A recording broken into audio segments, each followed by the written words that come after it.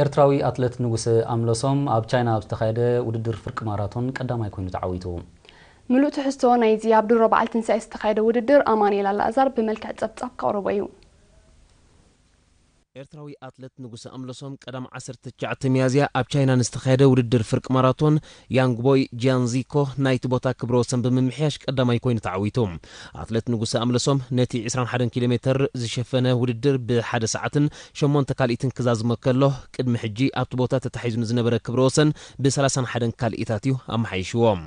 አትሌት ንጉስ አምለሶም ኣብዛ 5 ኣዋርሕ ቁፂራ ዘላ ዓመት 2014 ጥራይ ኣብ 3 ውድድራት ፍርቂ ማራቶን ተሳቲፉ ብሉጽ ውጽኢት ብምዝጋብ ስሙ ኣብ ምዕባይ ዝርከብ አትሌት እዩ ኣብ ወርሒ ለካቲት ኣብ ኢማራት ዓረብ 59.39 ካልኢትን ዝሃረመ አትሌት ንጉስ ቅድሚ 2 ሳምንቲ ኣብ ሻምፒዮና ዓለም ፍርቂ ማራቶን ዴንማርክ 5ይ ደረጃ መሓዙ ይዝከር ሕጂ ድማ ነዚ ኣብ ሃገረ ቻይና ዝተኣንገደ ስሙያት አትሌታት ዝተሳተፉ ውድድር ናይቲ ቦታ ግዜ ብምምሕያሽ ክዕወተሉ በቂዑ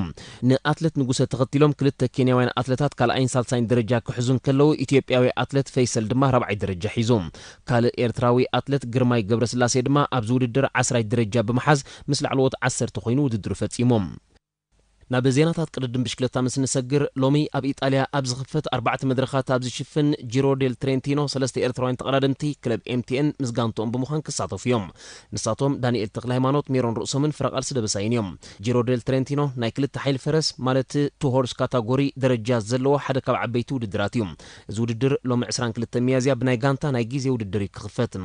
ኣብዚ ውድድር ካብ ዝሳተፉ ስሙያት ተቐዳደምቲ ተዓወቲ ቱር ዲ ፍራንስ ኣውስትራልያዊ ካደል ኢቫንስን እንግሊዛዊ ብራድሊ ዊግንስን ዝርከብዎም ብርክት ዝበሉ ስሙያት ተቐዳደምቲ ክሳተፉ ምዃኖም ተፈሊጡሎም